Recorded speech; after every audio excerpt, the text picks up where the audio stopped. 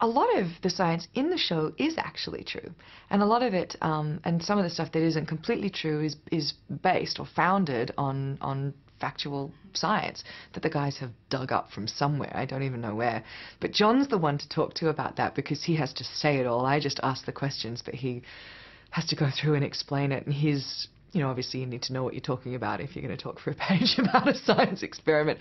And John really gets into it and he studies it all, and I'm always astounded at the stuff that I'm like, there's no way that's real, and they're like, it is, that part is. I'm like, no way. That was one of the most exciting things I think I could possibly have done. I had been in all, my interviews, and every time I saw all the guys, I was like badgering them, going, you have to get me out of the suit. I want to meet the doppelganger from the other side. When can we do that? And then all of a sudden she appeared at the end of the second season. And Akiva Goldsman, who wrote those episodes with our showrunners, directed it also. So that was so much fun. We kind of got to create that together. And at the same time, everybody else was creating this other world.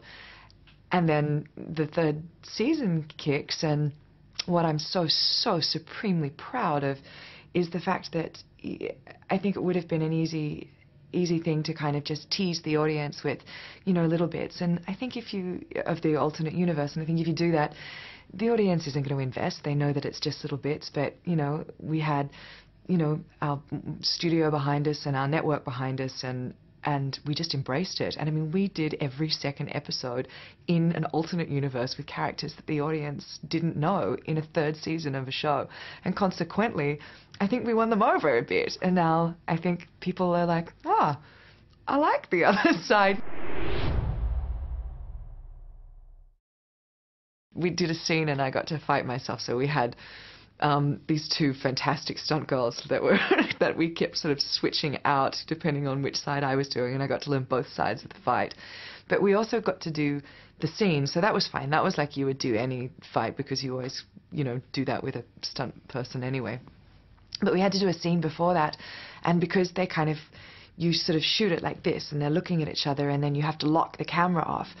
So because you're locking the camera off to do a 50-50, you can't have anything on that space, and you can't let any of your body go into that frame. So I would be dressed as Olivia, and I would do the scene to nothing, and then they'd lock the camera, I'd go and get changed, and then I'd come back, and then I would do the same scene to nothing as the alternate Olivia.